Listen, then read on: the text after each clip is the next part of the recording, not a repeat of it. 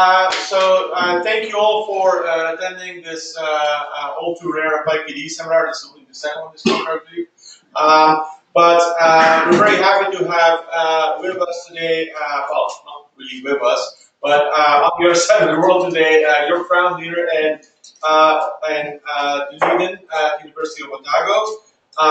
So Jörg got his PhD in 1987, University of Tübingen. Since he works in theoretical physics, he did very many postdocs, and then found himself in Dunedin at the University of Otago, the oldest university in New Zealand. He works in relativity. He's a fellow of the Royal Society of New Zealand. I actually first knew about Jörg because he also has some packages to do calculus on Riemann surfaces numerically. But today he's going to tell us about computational relativity.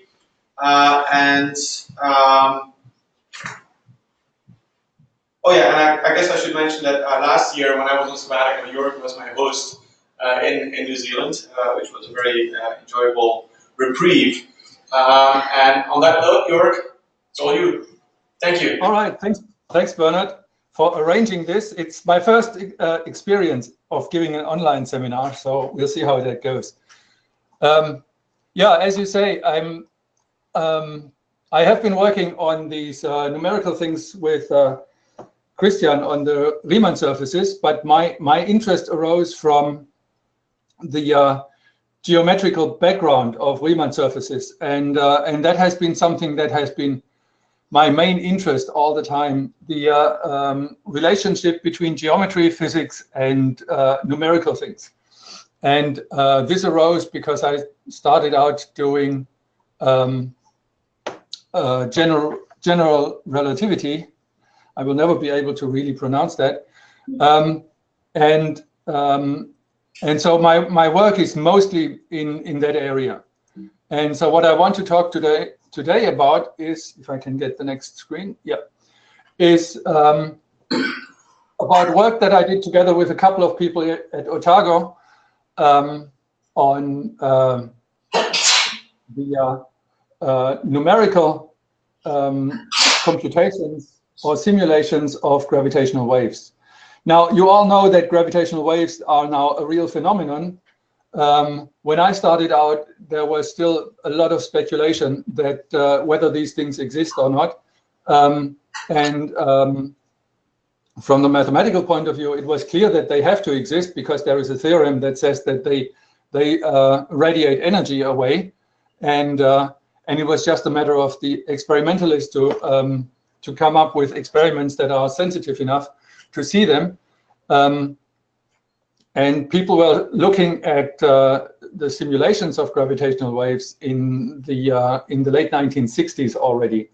But I got interested in these things because there is a nice geometrical description of gravitational waves, and I tried to understand this geometrical description, and then at some point I got interested in numerical things, and I thought I have to make as much use of the geometry that I know in order to really get to the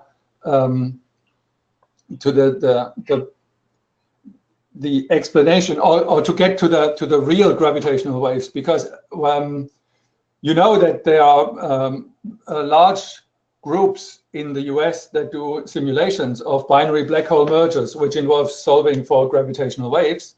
But these are all, in a sense, approximations, not even approximations because it's numerical, but it's conceptual approximations. And this has very much to do with the asymptotic structure of these spacetimes and the systems that contain the gravitational waves. And my goal was always to look at this, take into account the asymptotic structure. And so that is something that I want to talk about. The application that or the system that I will be talking about is a black hole, a Schwarzschild black hole. And then this black hole is perturbed by a gravitational wave, an incoming gravitational wave. So the talk will be first a simple system of two gravitational waves, plain gravitational waves coming together and colliding. And then I will talk a little bit more about the asymptotic structure and the things that go into a simulation of this system if you take the geometry seriously. So this has nothing to do with the engineering type, I would say, generic type simulations that produce gravitational waveforms, which they feed into the LIGO detectors to get out information about the systems that produce the gravitational waves. This is more a an exploration of what the geometry wants to tell us. Okay, so the first thing, as I said, is colliding plane gravitational waves. So you have to think of a gravitational wave is a wave like anything else. It's except that something weird is oscillating, and this is a very simple system that does have an exact solution, and for some reason that had to do with a new kind of way of formulating boundary conditions. I wanted to have a simple system to check that condition, that boundary condition, and find out whether it's useful numerically. So with a PhD student, we looked at that system, and what you have is you have two gravitational waves. Can you see this when I do this? Can you see my hands? Yes. Okay. So you have two gravitational waves. One is these are two waves which are which have an impulsive wavefront. So it's just a delta function that is traveling, right? And it's traveling from, one is traveling from the right to the left, and the other one is traveling from the left to the right. And at some point they come together, they interact, and then they pass through each other, and something else, and something happens in between. Okay, so before they collide, you have a undisturbed what we call flat space. So there is nothing that is in any way it's vacuum. And then you have these impulsive gravitational waves that come together, collide, go through each other, and then suddenly in between, when they have passed each other, you get some curved manifold, and that's essentially the picture here that I was doing with my hands. So this is that's a picture where time goes upwards, and the z coordinate is horizontally. That's the space, and so you see this line u equals 0 or v equals 0 is one of the wavefronts as it travels from the left to the right, and the v equals 0 travels from the right to the left. And at this red dot in between, they collide, and then they go through each other, and this red line here indicates that the space in between collapses after some time, which means that there is a curvature singularity. This is described by an exact solution, which is called the Penrose solution.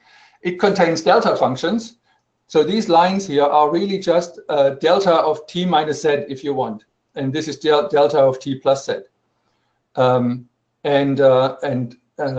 how you get the system started, and then you watch what happens. So we could do this with this new kind of boundary conditions.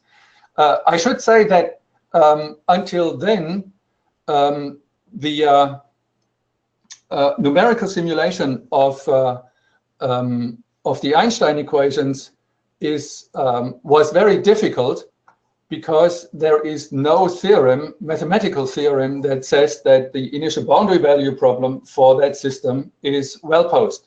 So, and even if there would have been a mathematical theorem, numerically, the boundary conditions are always still a problem, because you can have numerically artificial oscillations and instabilities which are excited at the boundary and kill your simulation. So the reason why I wanted to look at this was to check whether this theoretically invented boundary condition here, which was proven to be for which the initial boundary value problem was proven to be mathematically well posed, whether that is also numerically viable. And that was the reason for doing this simple system. So this is a 1+1 system, and you can you can easily write down the equations and you can try to solve them. The problem is that the exact solution contains delta functions, which numerically is a problem. But the way you do this is that you smooth them out essentially, and then you look at what happens when you take the support of the profiles of the wavefronts smaller and smaller, right? So then you approximate the delta profile. So the mathematical formulation is easily described because it's a 1 + 1 system. Well, we assume it's a 1 + 1 system by saying that the wavefronts, there's a symmetry, a plane symmetry along the wavefronts, and so nothing happens in the x and y direction, and everything happens in time and in the direction in which the waves approach each other. Then you write down the appropriate equations, which are the Einstein equations, in this particular way of formulating these equations, which take care of the boundary conditions. And you get equations for, now these are terms I'm not sure everyone here is familiar with, but that's the kind of terms that one uses in relativity. That's a way of describing the situation here, the frame. That's essentially it's a basis in the tangent space at every point. A connection. Are you familiar with the term connection? Yes. Yes. Some of you. Okay. So this is essentially, physically speaking, in relativity, the connection is something like the strength of the gravitational field, and then you have the Weil tensor, which is the which gives you a measure of how the space is curved. And it also gives you information about the gravitational waves. So the Weil tensor is the thing that carries the degrees of freedom of the gravitational waves. So that's the actual quantity that we want to describe. And then you have the usual thing in relativity, that you do not only have evolution equations, which tell you how you propagate from one time to the next time. You also have constraint equations, which mean that at every time, your variables are constrained to satisfy additional equations. Those have to do with some sort of, well, you are probably familiar with the, what's it called? Conservation equations in Maxwell equations, or divergence equals 0 in fluid, and these kind of constraint equations. So we have similar things in relativity, where the quantities that evolve are additionally constrained at every time step, and the usual thing that happens is when you have a good system, then the evolution equations, they carry solutions to the constraint equations to solutions of the constraint equations. So these things are analytically, they are preserved in the sense that solutions of the constraints map into solutions of the constraints. And then you only have to worry about the constraints initially, and ideally you don't have to worry about them again because the evolution takes care of it. Numerically, that's a different story, and you have to make sure that your evolution is, and you have to monitor your evolution and check whether the constraints are satisfied, because if they are not, you don't have a solution anymore of the full system. Okay, so then you specify boundary conditions. So the where are we here? So this thing here, this is that's the wave that comes from the left, and the psi 4 here, that's the quantity that describes the wave coming from the right. So you give those an arbitrary profile, and you see what happens when you start the system off. In order to compare with the exact solution, we have to find the coordinate system in which the exact solution is expressed, which we also need to do numerically, but that's an issue that I don't want to go into. So then, as I said, the numerical procedure is you approximate the delta profile by bump functions, and because the exact solution has deltas on both sides, you use the same profile for both the incoming waves, and then you look at what happens when the bumps become steeper and steeper. So you approximate the delta function. Yeah. Is it clear that your results are independent of which approximation of the delta function you use? We have not checked that. No, we have used one particular approximation for the delta functions, and we did get something that reproduces the exact solution. For me, that was enough. Okay. But I see your point. And which is the one that you use?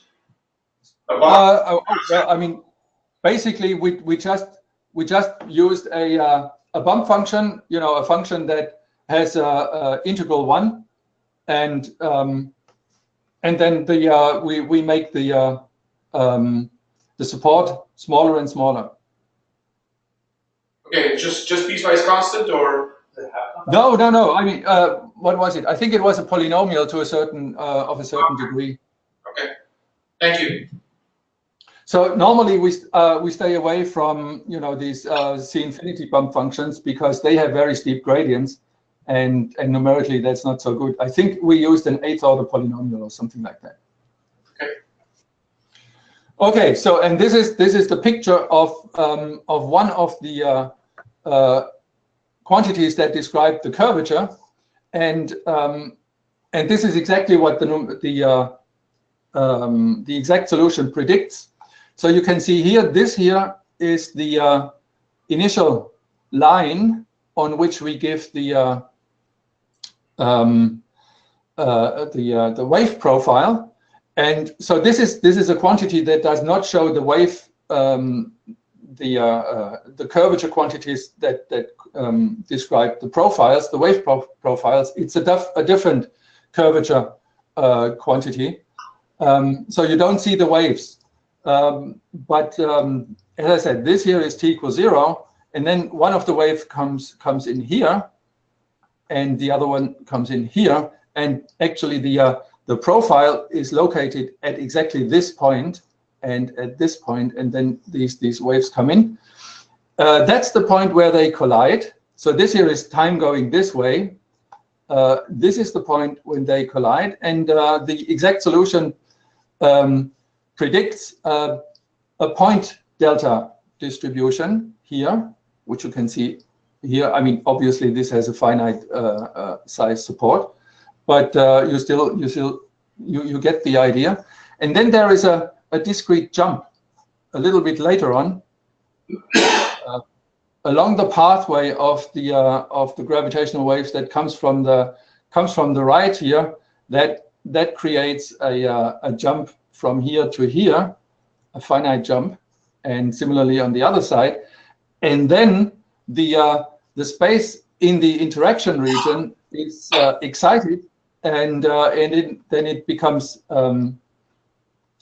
curved, and the curvature grows in the without limits, and in the end, somewhere around here, we have a singularity, a curvature singularity. That means that the essentially the space-time breaks down.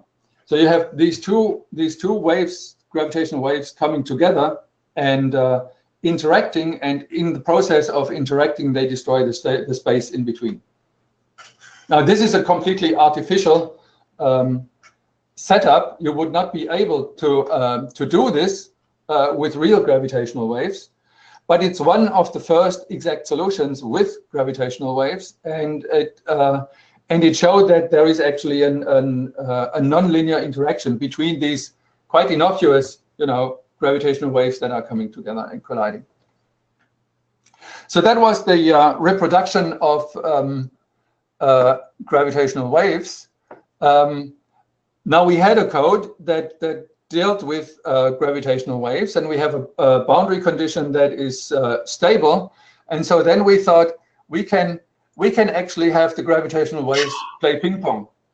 So in a sense that we'll take gravitational waves that comes into a space-time region or a space region, and is then travels through the space-time region and is reflected at the other end, comes back into the space-time region and is reflected again and coming back and forth. And we wanted to see what happens, and this is what happens. Now this picture here shows you again a curvature quantity, the same curvature quantity as before.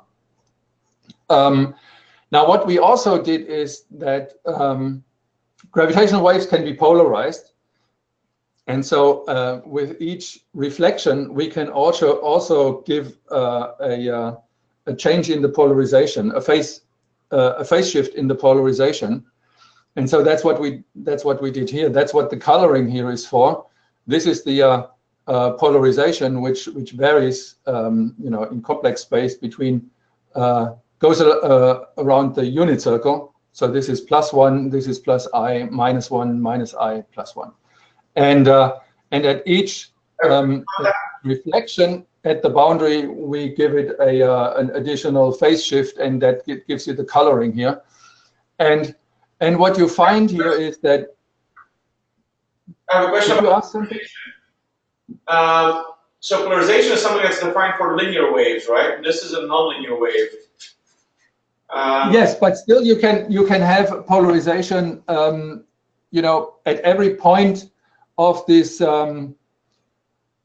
Well, let me put it differently. A gravitational wave is described by at least one complex quantity, and then the phase of that complex, the argument that corresponds to a phase, a polarization. So it's kind there are different ways of describing the polarization that I may come to later on, but yeah, I mean, it is similar to the polarization in the electric field or electromagnetic field, that where you also have a circle. Right. So it's basically the polarization of the leading order term or something like that. Yes. Yeah. Okay. Yeah. So when you do linearizations of the gravitational waves, you find a system. I may even have it later on. You find a system that looks exactly like the Maxwell system, except that it's a little bit more complicated. So you have exactly the same sort of properties, and when you do linearizations on that system, you find more or less the same things as you find for the Maxwell system, except because it's more complicated. The polarizations are not, you don't have linearly polarized things as one state of polarization. You have polarization that well, let me not try to describe it in words. One needs the picture for this. So it's a different sort of polarization, but it's two different states, and it's more or less described by a phase. Okay, so the color here is the phase, and then you see that you get a couple of reflections. 1, 2, 3, 4, 5, 6, yeah, 7. That's what I remembered. So it reflects 7 times, and then the last reflection here doesn't happen anymore, because here you get that the space is again destroyed, because this goes off to infinity here. So you again get a curvature singularity, and we tried to come up with all kinds of profiles and reflection or the phase jumps in the reflections in order to make more reflections at the boundary, but we did not come up with more than 7. So ideally I would have liked to have something that goes back and forth and so on, but that didn't happen.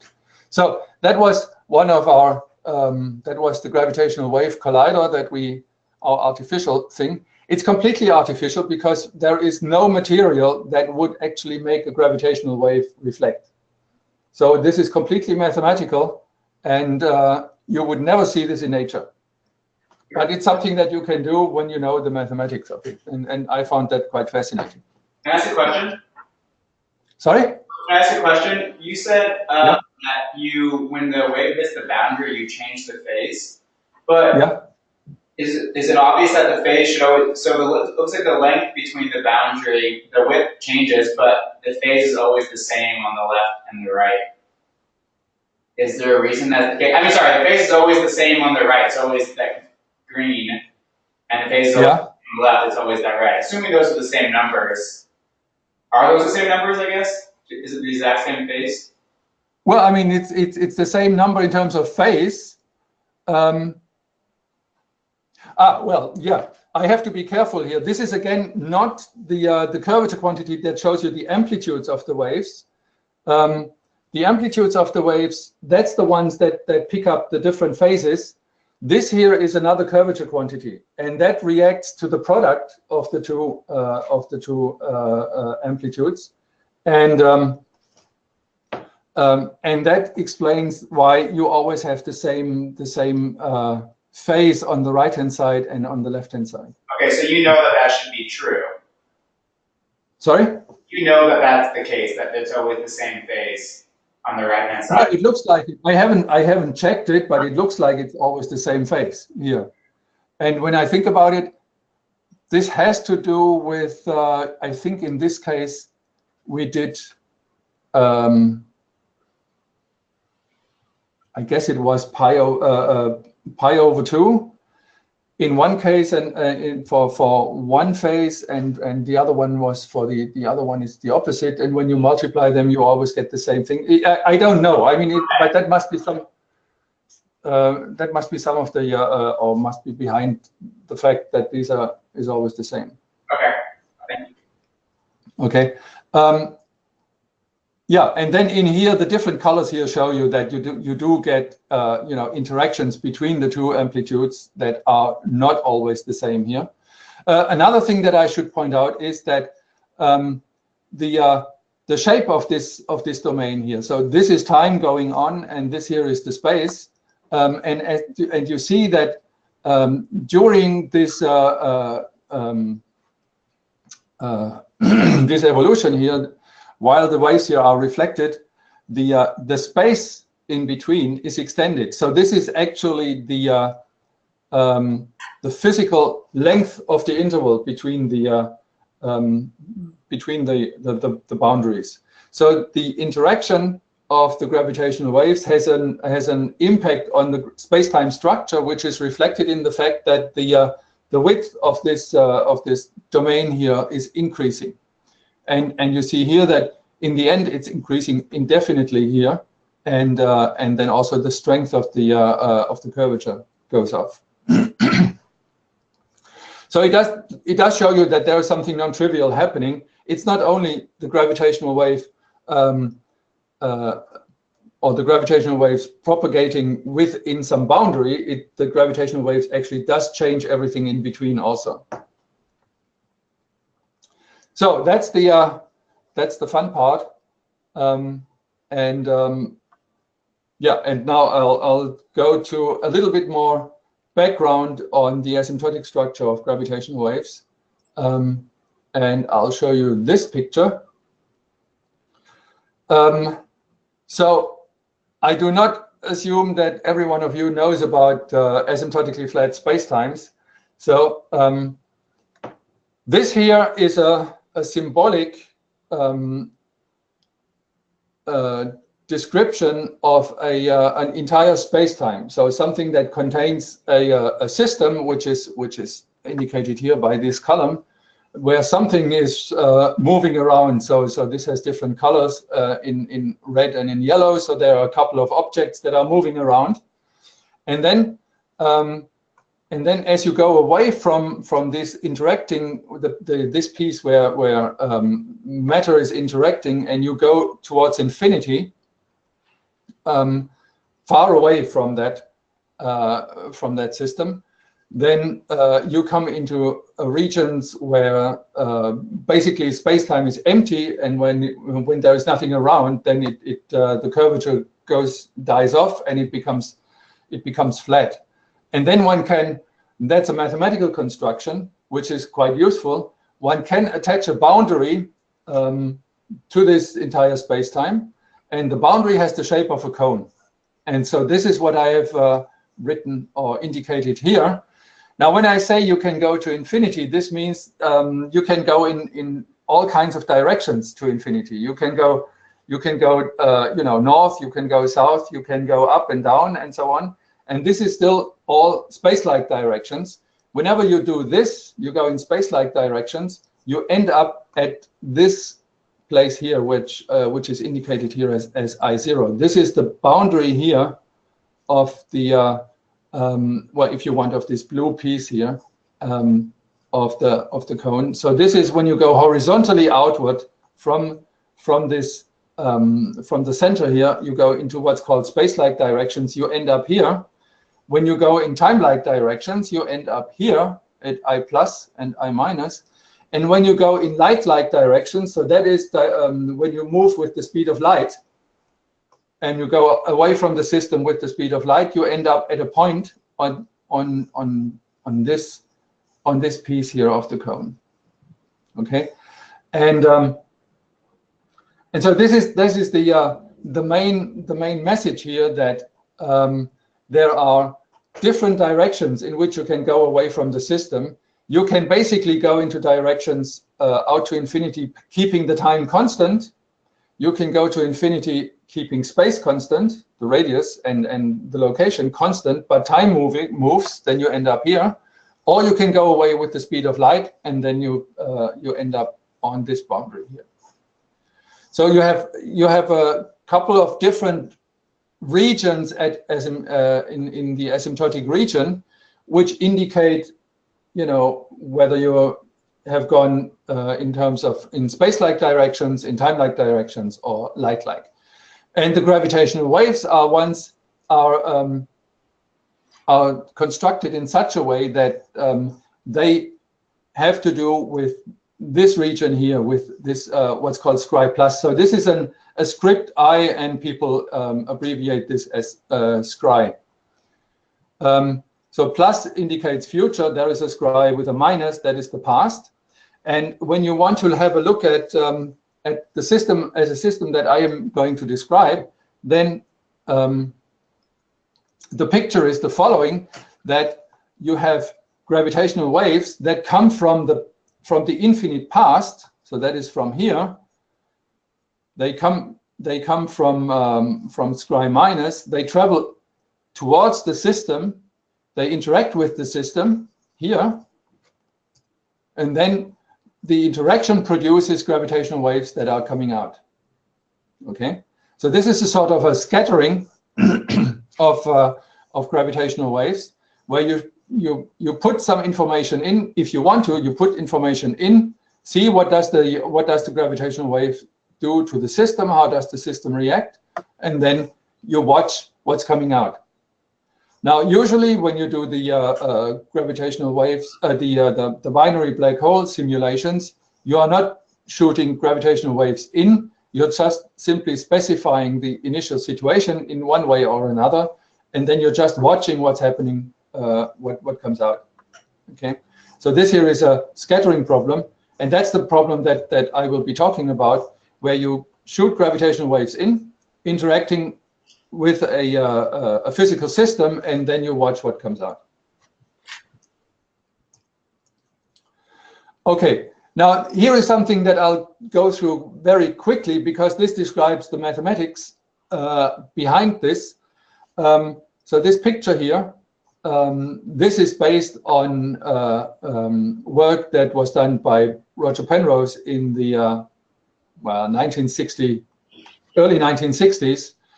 So he came up with this picture here that describes an asymptotically flat spacetime in terms of these asymptotic properties here, and that's the background, or the picture that I'm using here. So this is what I mean with Penrose's conformal approach. And then there was a guy by the name of Helmut Friedrich who actually cast this into equations, which are now called the conformal field equations. Where is my here? So that's this conformal field equations. That's a system of partial differential equations, which is equivalent to the usual Einstein equations, except that it works in this enlarged arena, where you do have the entire asymptotic region at your disposal. And that is important Yeah, let me say why this is important. Why are we focusing on this on this thing? This is important because gravitational waves, because it's nonlinear, and because you only have can describe them as the leading term in an expansion. The only location where you actually have access to the leading term in a very clean way is here at the boundary here, because the leading term is the term that survives here. Everything else dies off. So if you want to get the clean gravitational wave signal, you need to go to the asymptotic region, which means you have to have a very, very long simulation far, far out, which means you need a lot of computational power, memory, and CPU time, or you do a mathematical transformation which allows you to have this thing here at a finite location. And then you have a finite computational domain and a finite computational time in order to get to the asymptotic region where you can read off your gravitational wave signal. So this trick here is that with this conformal approach, which means that you're doing a conformal transformation, which has the effect of compressing the infinite computational domain that you ideally or really are looking at, but it compresses this into a finite region. And that's the trick that we are using. And then we have to use the conformal field equations, which take care of that trick. And we are able to then describe the entire space-time in a conformally covariant way without destroying the properties of propagation of gravitational waves. So that's a mathematical trick, which is quite useful, I find. And then you have to use these conformal field equations, and you have to prepare the field equations for the numerics. And this means that you have to get equations for all these various quantities. Here you have the frame again. That is the essentially describes the metric, the space-time distances for you. You have the strength of the gravitational field. You have the curvature quantities, and in the end, what you finally get is this equation here. That is the equation that tells you how the gravitational waves propagate. This is the equation for a massless spin 2 field in terms of theoretical physics, and the equation for a massless spin 1 field, that would be the Maxwell equations. So we have the difference between this equation and the Maxwell equations is just that it's a different sort of spin. So mathematical group theoretical transformation properties are different between the Maxwell field and this Weil tensor here. The structure of the equations is exactly the same. Now you don't see this here, but when you write this in appropriate coordinates, you will see an E component of this K and a B component of this K, and they are related in exactly the same way as the Maxwell equations. Okay. Yeah, I think I have to be a little bit faster here. So let me not put too much of information on here. So this is still descriptions about how you have to set up your coordinate system, because in relativity, it's you know that every coordinate system is more or less the same. You don't have a God-given coordinate system as you usually have in Newtonian physics, you know, like the T, X, Y, Z of Cartesian coordinates.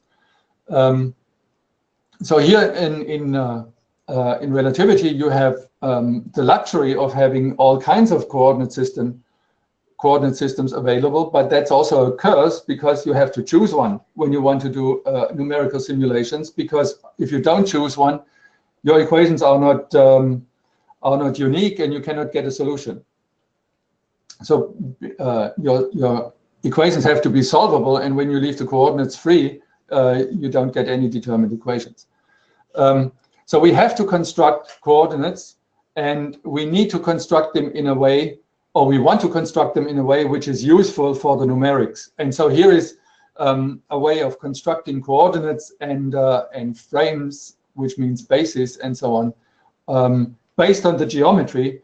I don't want to go into the details. It means that we have an initial surface here, t equals 0, and then at every point I'm using what's called an autoparallel curve or a geodesic, which goes off in the normal directions, and then along these geodesics I can construct the a frame which is such that it's what's called in geometry, it's parallel along these geodesics, this frame. So it doesn't change as you go from one point on this red line to another. So these things here are all parallel. Oops. And then you go along each of the geodesics, you go a certain distance, let's say 1, and then all the points that have t equals 1, that gives you the next instant of time, if you want. So this is how you construct your coordinates, and that is built into the system. So these are all conditions that are built into the system as additional conditions, and that has the consequence that your equations become uniquely determined and can be solved. Okay, so that's the next step, and then that's it. The equations that we are looking at are a system that have a very simple schematic form, except that it's many. It's around 20 equations if we use complex variables. So the system is quasi-linear, and the main point is this equation here. This is the equation that looks like the Maxwell equations when we would have when we look at the linearization. So you see, this is a k dot is proportional to the gradient of k with some functions that depend on other variables in the system. And then there's a linear term also. So this here is the that's the wave equation. This is a symmetric hyperbolic system. So this means that you know, it has a well-posed initial value problem and so on. And this stuff here is just advection equations for the other variables. These are auxiliary variables which basically prepare the background on which these k waves, these gravitational waves, essentially propagate. Right? You see that the coefficients that tell you about the propagation properties of these k's, they are determined entirely in terms of u, and the u itself is does not really propagate. It just is an advection equation. But you do see the effect of the gravitational waves on this background quantities here, because it depends here on the k. Right, so that's the structure. We have advection equations, and we have a symmetric hyperbolic equation. And this thing, because it's hyperbolic, this means that this has phenomena which propagate with finite speed, and that's the gravitational waves. This here is a picture that tells you how the thing looks in a symbolic way, where now we are looking at a black hole, and this is a way of describing the black hole, and maybe I shouldn't even go into the details. This here is an, yeah, no, I don't think it's worthwhile to spend the time on this. It just tells you that we are looking at a region of space-time which contains, this here is the, this thing here is the horizon beyond which you know, this here is the black hole, and then inside that horizon here, this red line here, that is the curvature singularity that hides behind the horizon. And we are giving our initial data on this line here, and then we evolve in these perpendicular directions. And this thing here, this is the cone that I showed you earlier, this is where we actually expect the gravitational waves to come out, right? And we give initial conditions here, and here we want to get the gravitational waves coming out. Numerical setup. There's a lot of talk here about how we do these things. We have developed a code that that we call COFFEE, because this stands for conformal field equation evolver, and I like this because you know, we are in the mathematics department, and mathematics turn coffee into theorems. So I thought that's a nice acronym. But anyway, so this has the stuff that we have implemented based on the mathematics that is important in the description of gravitational waves. This has to do with spin-weighted spherical harmonics on the sphere. You are probably familiar with the spherical harmonics and tensor harmonics, or vector harmonics and tensor harmonics. Spin-weighted spherical harmonics goes beyond that and allows also other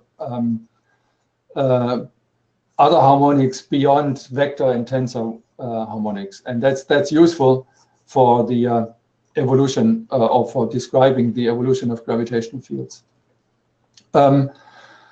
Then we have finite difference methods in. Yeah, I should say that this is a hybrid code in the sense that we are splitting things into a code in a spherical direction and in a radial direction. In the spherical direction, we use a spectral method based on this spin-weighted spherical harmonics. In the radial direction, we use finite difference methods, and that is done using what's called summation by parts operators, and the boundary treatment is done with the SIT method. That's a penalty method that forces continuous transition between various domains, because we are doing this in a MPI parallel way, and we have to deal with crossings, transitions between various domains. So that has various advantages that are spelled out here. In particular, and that's the main point, we don't have to worry about the singularity because of this spectral method. So we do get a regular code. Okay, so the description is the following: we have a Schwarzschild black hole, a black hole sitting somewhere, and then we shoot a gravitational wave from the outside onto the gravitational onto the black hole. So this entire thing here, you have to think about the gravitation, the black hole being described here by this line that is the horizon. Initially, so this entire picture here, you can think of as being an exact solution for a static black hole, and on this line we give exactly these the data that are necessary for that, to get that static black hole. And then on here, from this boundary here, we shoot in a gravitational wave. And then this changes the space-time. So then we don't have a Schwarzschild black hole anymore. We have something that contains also a gravitational wave, which comes in here from the right, and then has an impact on this horizon and distorts the horizon here. And it will also create gravitational waves that come out at this end. Okay, and that's what we are watching. That's what we want to see, how the gravitational waves appear here. So that's the setup that we are trying to do, and that's what I computed, what I mentioned here. So we shoot in a gravitational wave here from the right. We wait what happens and watch what happens on this line here, and this is given by this quantity psi4, which carries the information about the gravitational waves that arrive here. And then one can compute numerically with a formula you can compute the energy that is radiated out in terms of gravitational waves along this line. So this is all schematical, but it gives an indication of the global properties of this system. Okay, so I don't want to go into this because the system is quasi-linear. You see that the characteristics change, and the way they change is that they have different orientations with the t equals constant surfaces, and that's indicated in here. At some point, the t equals constant surfaces, that's this blue line, is the characteristics change in such a way that this t equals constant surface becomes a characteristic surface, and then the code breaks down. So, but this happens at a very late stage and outside the area that we are interested in. So that is something that one has to be aware of when you're solving a quasi-linear system, that the solution itself creates its characteristics. And but I guess you're all familiar with that. Okay, now here is what I've already described. We shoot in a gravitational wave pulse from the boundary. It has a finite duration, so it's really just a pulse. It's and it has different algebraic structures or different different modes, if you want. It's the lowest mode of gravitational wave radiation is a quadrupole, and that's usually what we use. So it's L equals 2, but you could also have an octupole radiation and other things. But it is of a finite duration, and it has a certain frequency range and different modes. And then we follow this wave packet into the interior, and we measure what comes out on this asymptotic region. So then this here is just a couple of quantities here. These are the curvature quantities that are relevant. This omega factor here is a function that tells us where infinity is, where this region of Scri is, and when omega is equal to 0, then we are exactly on this cone on Scri plus. This is where we want to read off the radiation. So you see, initially this is the Schwarzschild solution. We have this is the conformal the omega, the conformal factor. It doesn't reach 0, so this is all nice. This here is the only curvature quantity that exists or is non-zero in a Schwarzschild black hole, the psi 2. And now we are shooting in a psi 0 from the right, and this has traveled at some point some distance in.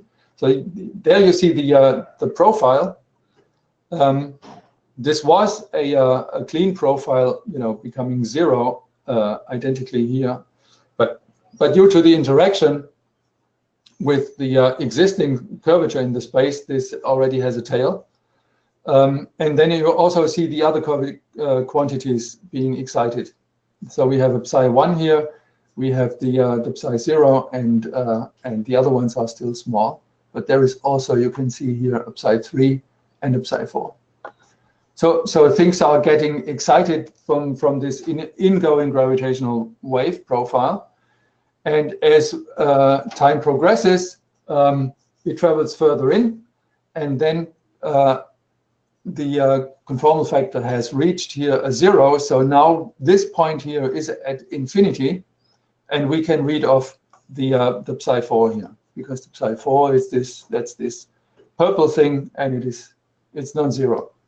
And so we can basically then at every point where the conformal factor is 0, we can look at what's the value of the psi 4, and we can read off what is the gravitational radiation. And as we do this, there is more and more psi 4 coming out. So this here is a plot that shows the contour of the ingoing of the ingoing wave.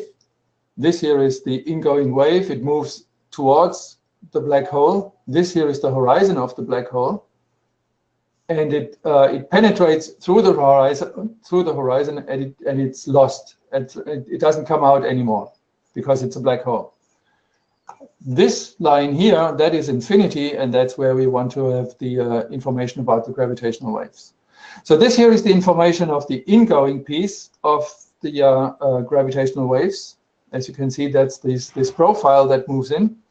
And the outgoing piece of the gravitational waves, that looks like this. So there's almost nothing happening for a long time.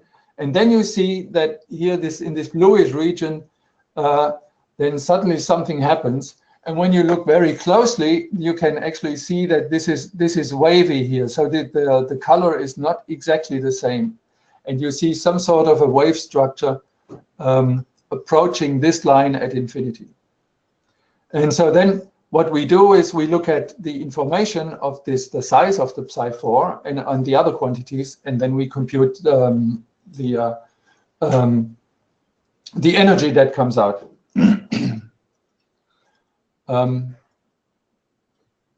Yeah, so this here is well, that shows you that that there is actually an influence of the gravitational waves on what here is called lines r equals constant. R equals constant is a sphere, and the sphere is distorted in different directions in different ways. So this is in the direction theta. Theta is a latitude. Theta is pi over 4. The spheres are I'm perturbed. Is this the spheres are squashed, and in the other directions they are extended. And this is the well-known effect of gravitational waves, that they squash things in one direction, and in a perpendicular direction they extend things. So this is what you can see from these pictures, and then this here is what I mentioned earlier. You compute the energy or the mass, which is the same in relativity, and you find that the mass decays. And so here are these different lines here correspond to different amplitudes of the gravitational wave, and that's exactly what you this sort of behavior is what you expect, because this goes the mass goes down quadratically with well, it goes down exponentially, I should say, exponentially with time. So this here is time, some sort of time, and then the energy content is proportional to the square of the amplitude. That's what you can see here from the difference in these lines. So this all makes sense, at least from the superficially. There are things that we need to check in order to make sure that we actually do have the right system, and we do get the appropriate results, and we are still at the stage of checking. And yeah, and this is basically the summary of what I was telling you. We have looked at this perturbation of a static black hole by shooting a gravitational wave on it and see the response. We do get results that look reasonable, but there is something that is still puzzling me, and that is there are mathematical results about what should happen when you perturb a black hole. And you should see a very particular sort of gravitational wave response it's called ringing, and it's called ringing because it's the same thing as what happens when you have a bell and you bang on a bell and then you hear a sound. And that's exactly what we are doing. We are banging a black hole with a gravitational wave, and then there is a response, and that's it's called ringing because that's what the bell is doing. And so there is a prediction of what this ringing should look like, and we don't see it so far. So the question is, why do we not see it? And my guess is that we don't have enough resolution, numerical resolution, to see this. But it could be other reasons, and I have listed them here. And at the moment, I do not know. And so, as you see, this is still work in progress. Even though the person that I did this with has left Otago and is now in South Africa, and so the communication is a little bit more difficult. But that's what it is. So I think with this I'll stop here, and if you have any questions, then go for it.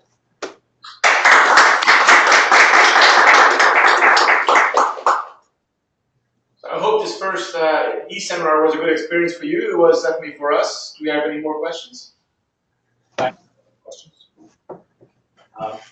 So my first question was, this early scenario where you talked about the two impinging gravitational waves like this. Right? My first question is, so if I sit at a point in space-time, right, where my roll line is parallel to the caustic that the colliding waves create, so you have this singularity like this.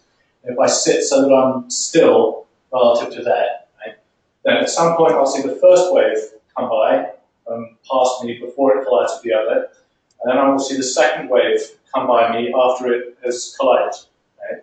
And my question is, I would measure the amplitudes of the first wave and the second wave. Would I find them to be the same, or would I find that the second measurement, the amplitude of the wave that collided, was less than the amplitude of the original wave? Yeah, that's a good question.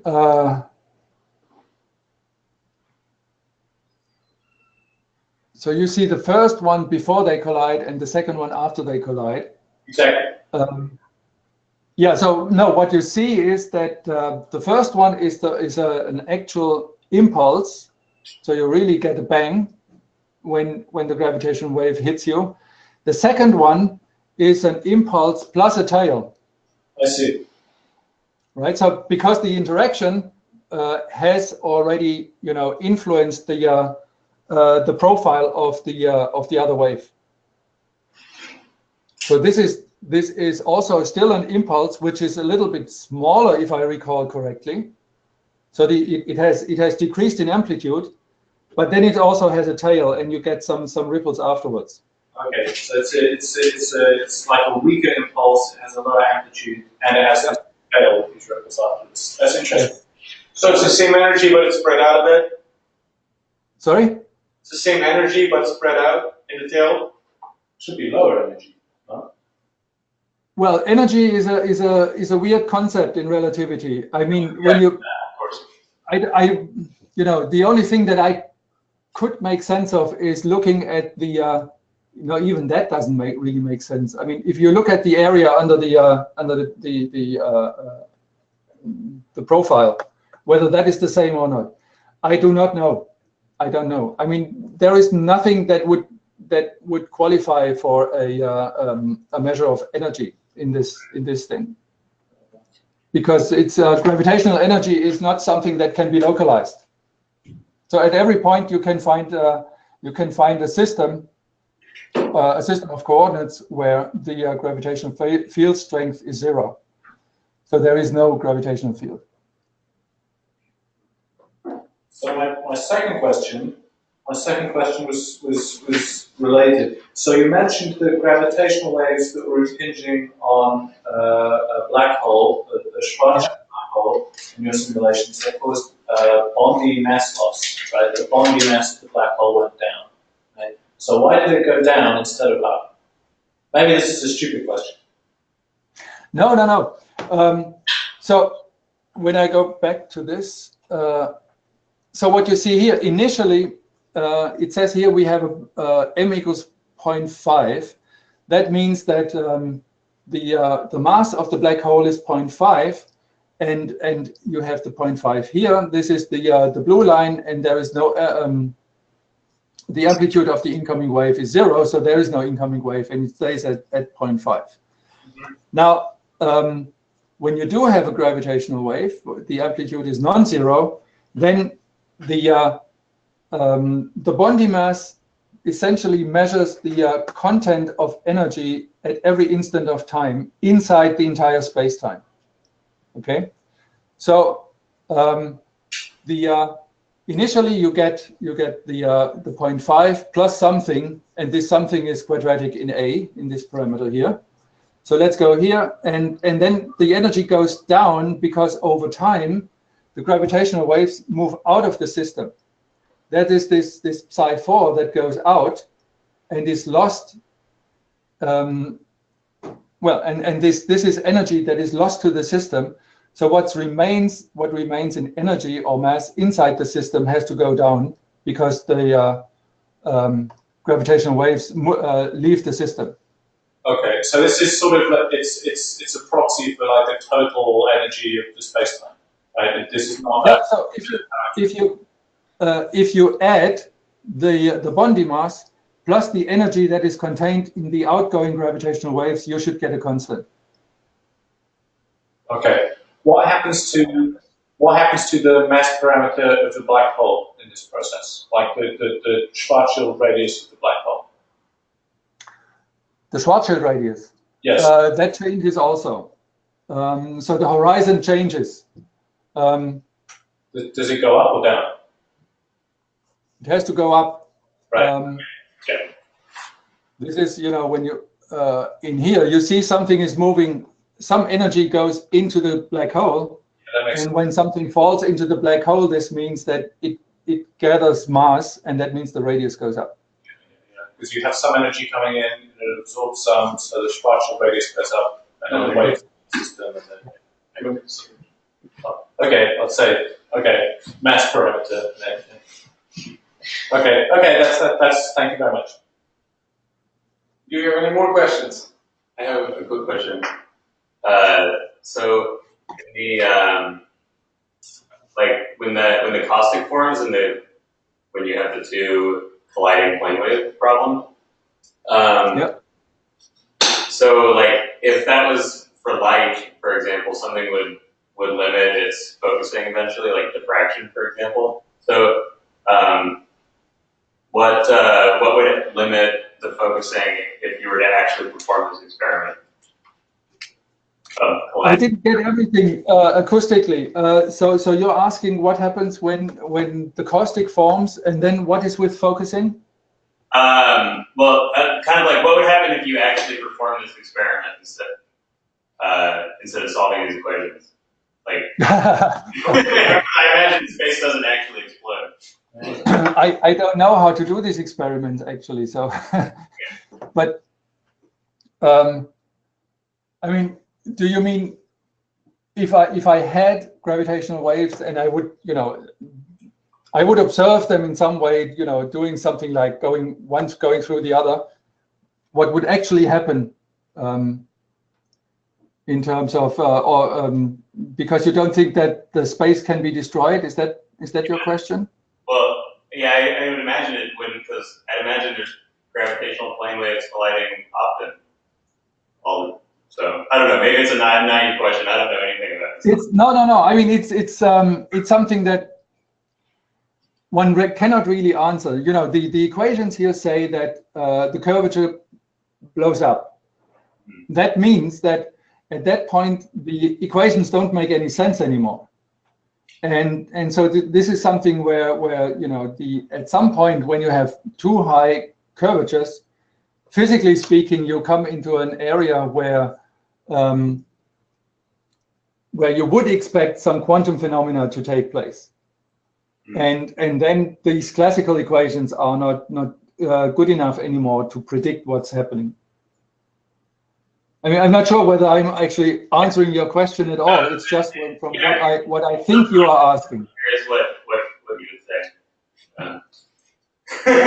I have a related question to that. So you mentioned that for this problem where you're considering these gravitational waves to be delta functions, which is kind of unphysical, but it has a solution. What if you change the delta functions to like just a small step function or a quick little box jump kind of thing, and you let them come together? Is there any sort of analytical solution that can come out of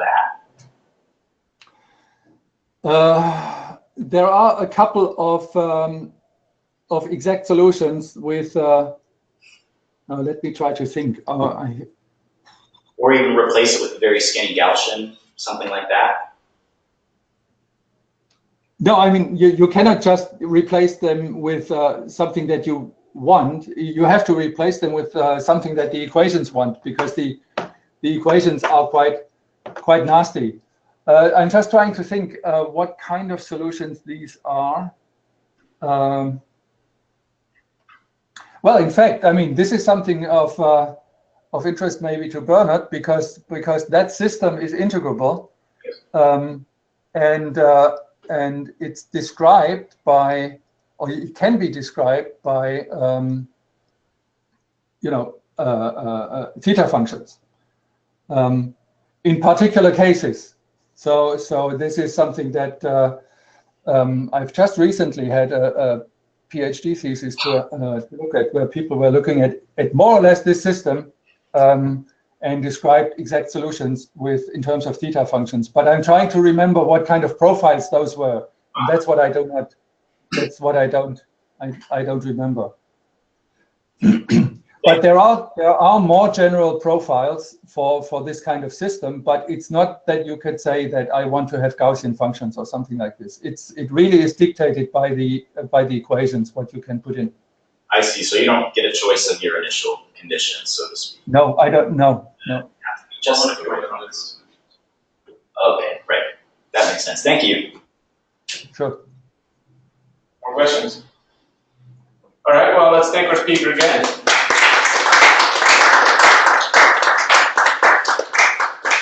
Thank you very much. Thank you. Thank you.